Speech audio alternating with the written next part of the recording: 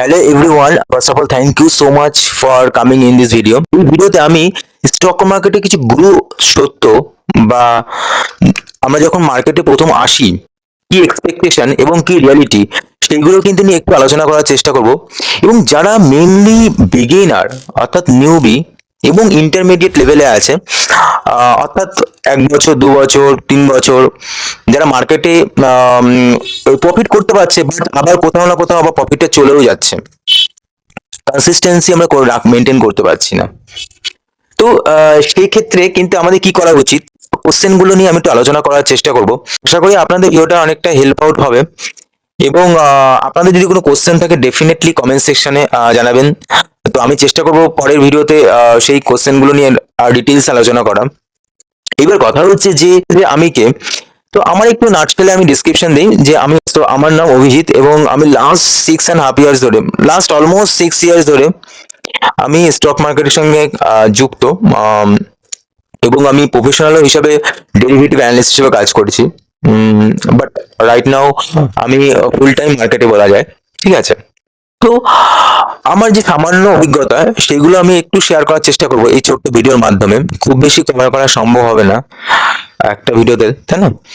But যে mainly question, যে প্রথমে বেসিক মানে যারা একদমই মার্কেটে নতুন কোশ্চেন আসে তাদের মনে, যখন আমিও ছিলাম, এখনো আমিও beginner, but market always as a learner হিসাবে কিন্তু থাকা উচিত, যেটা কিন্তু পার্সোনালিটির মধ্যে থাকা উচিত, যেটা কিন্তু মার্কেট প্রতিদিনই নতুন কিছু শেখায়, ঠিক আছে, যেটা আমাদের কিন্তু একটা কিউমুলেটিভ এক্সপিরিয়েন্স হিসেবে কাজ করে।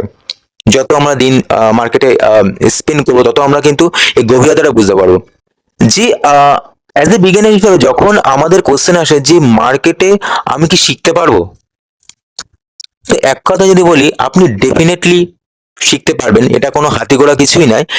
কিন্তু এটা আমাদের না, যে শেখার জন্য না মানে প্রপার পাথওয়ে তো আমরা অবলম্বন করতেই হবে। তো এখন সোশ্যাল মিডিয়ার যুগে আমরা ইউটিউবে কন্টেন্ট এবং চ্যাট জিপিটি এগুলো করে আমরা থিওরিটিক্যাল জ্ঞান নিতে পারি, বাট থিওরিটিক্যাল জ্ঞান অতটা কিন্তু এখানে কার্যকরী হবে না যতদিন মানে যতক্ষণ না আমরা এক্সপিরিয়েন্স করছি, তাই না?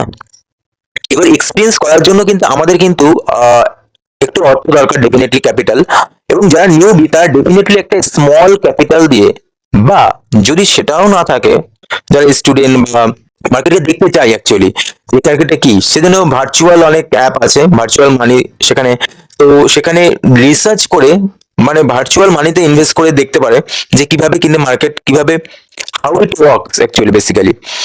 তো আমাদের না একটা প্রপার প্রসেসে এগোতে হবে, তাহলে কিন্তু আমরা শিখতে পাবো।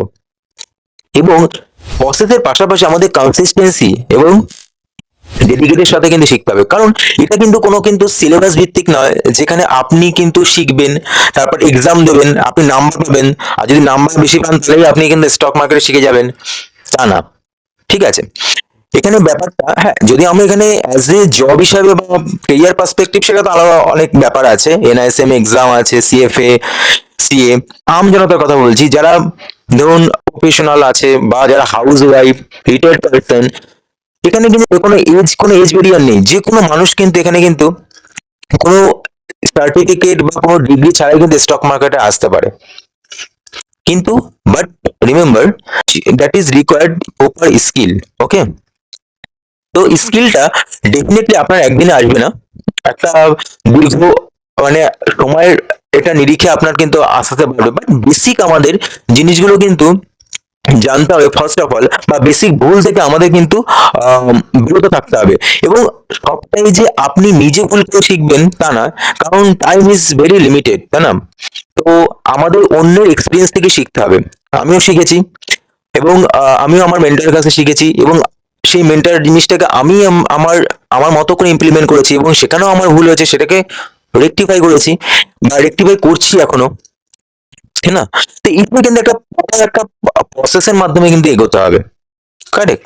তো আপনিও শিখতে পারবেন ডেফিনেটলি, বাট আপনার কিন্তু একটা প্রপার জিনিসটাকে বুঝতে হবে, জিনিসটা মার্কেট কিভাবে কাজ করে, মার্কেটে পার্টিসিপেন্ট করা কিভাবে, কতগুলো সেগমেন্ট আছে জানতে হবে, ঠিক আছে। এটা গেল ফার্স্ট কোশ্চেন। সেকেন্ড কোশ্চেন, আমরা ভাবি যে যে ডিগ্রি, যেটা আমার ডিগ্রি এটা প্রয়োজন আছে কিনা, অবভিয়াসলি সেটা আমি একটু আগেই কভার করেছি। যদি যারা স্টুডেন্ট তারা ভাবছে ক্যারিয়ার হিসেবে নিতে পারি কিনা, তখন কিন্তু আমাদের কিছু এনআইএসএম এর এক্সাম আছে। তো সেক্ষেত্রে আমাদের কিন্তু জবের ক্ষেত্রে বা প্রফেশনালিজমের ক্ষেত্রে, প্রফেশনাল ক্ষেত্রে আমরা কিন্তু সার্টিফিকেট দরকার হয়।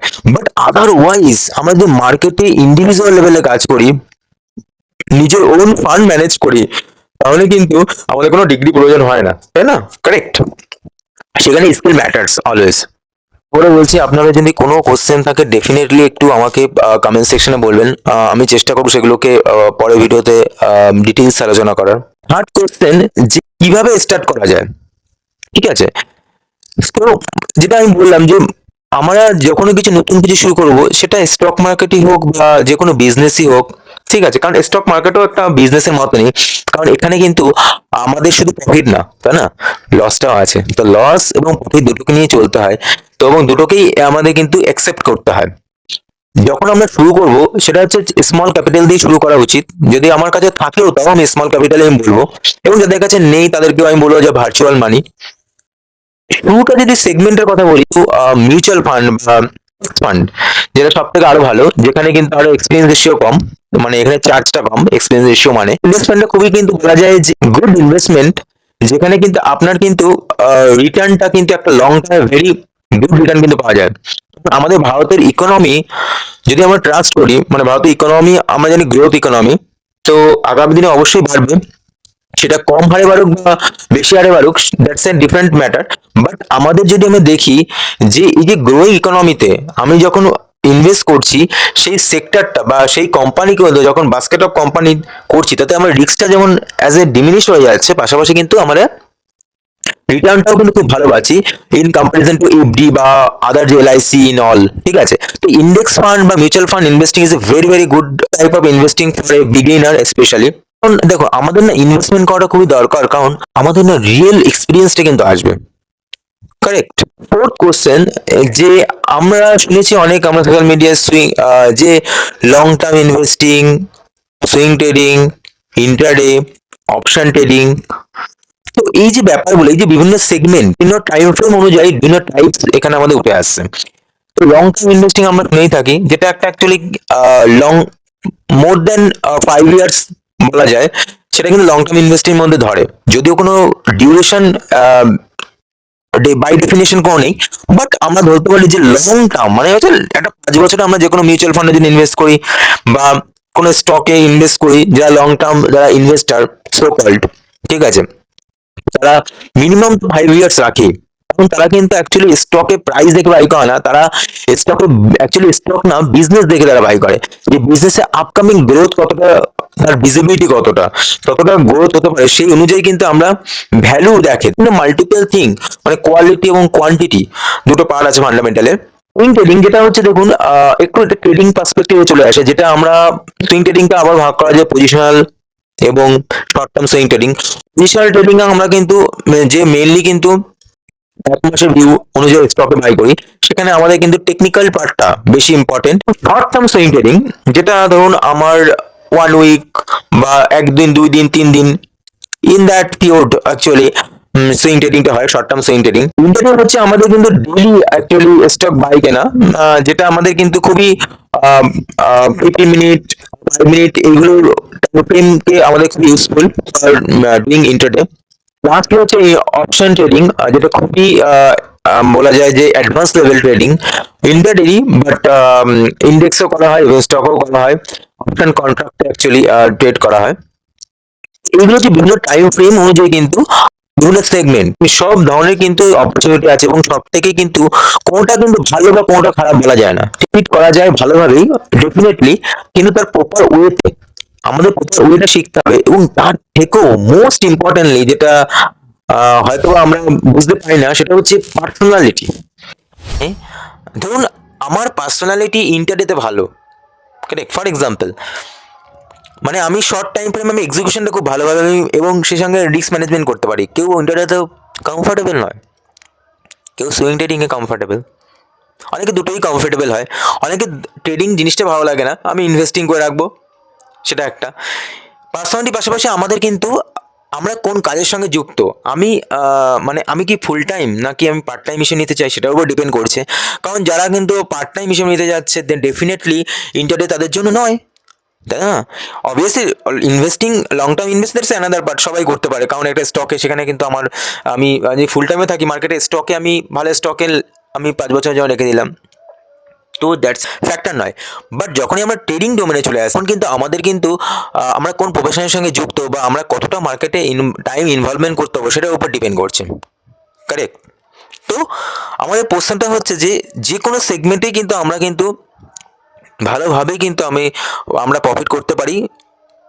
বাট কন্ডিশন হচ্ছে যে আমার পার্সোনালিটি কোনটা সুইট করে, আমি কোন প্রফেশনের সঙ্গে যুক্ত, কতটা টাইম মার্কেটকে দিতে পারবো, এবং সেই সেগমেন্টের জন্য আমি কি প্রপার রুলস ফলো করে করতে পারছি। কারণ ইন্টারের জন্য রিস্ক ম্যানেজমেন্ট আলাদা, সুইং ট্রেডিং, পজিশনাল ট্রেডিংয়ের জন্য কিন্তু রিস্ক ম্যানেজমেন্ট আলাদা হবে ডেফিনেটলি, কারেক্ট? তার এসএলও ডিফারেন্ট ওয়েতে হবে। তো এই জিনিসগুলো ব্যাপার। ওকে, ফিফথ কোশ্চেন যেটা বিগিনারদের আসে যে কোনটা শেখা ভালো হবে, ফান্ডামেন্টাল না টেকনিক্যালস? দেখো, ফার্স্ট অফ অল না, আমাদের দুটোই কিন্তু প্রয়োজন। আমি বলবো প্রথমে ইনিশিয়ালি ফান্ডামেন্টাল এবং পাশাপাশি টেকনিক্যাল দুটো নিয়েই করা উচিত, মানে যে কোনটা আমার ক্ষেত্রে ভালো লাগছে, ঠিক আছে, কোনটা অ্যানালাইসিস করতে আমার ভালো লাগছে, ঠিক আছে? তো এবং শেখার পরে কিন্তু নিজে থেকে একটা আন্ডারস্ট্যান্ডিং লেভেল বাড়বে। যারা ইন্টারমিডিয়েট লেভেলে আছে, যারা 1 বছর 2 বছর 3 বছর আছে মার্কেটে, তাদের না কি হয়, কতগুলো কোশ্চেন মাথায় ঘোরাফেরা করে, যে মার্কেটে দেখেছে অনেক সেগমেন্টে আলোচনা ইন্টারডে করেছে, অপশন করেছে, তাই না? কারণ অনেকেই আশা করি করে থাকবেন। কমেন্ট সেকশনে জানাবেন ডেফিনেটলি আপনারা কারা কারা অপশন ট্রেডিং করেন বা ইন্টারডে করেন বা স্টকে করেন, তো প্লিজ কমেন্ট সেকশনে জানাবেন। তাদের কিন্তু মেইনলি ম্যাটারটা হয় যেটা, তারা প্রফিট করে ঠিক আছে, কিন্তু আবার প্রফিটটা চলেও যায়, অর্থাৎ কনসিস্টেন্সি মেনটেন হয় না, কারেক্ট? তাই না? আপনাদের কি সেটা হয়?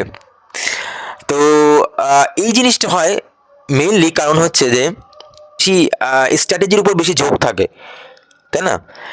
যে এই কারণ এখন সোশ্যাল মিডিয়ার মানে যুগ, তাই না? তো একদিকে যেমন ভালো, একদিকে কিন্তু ওভারলোডেড ইনফরমেশন।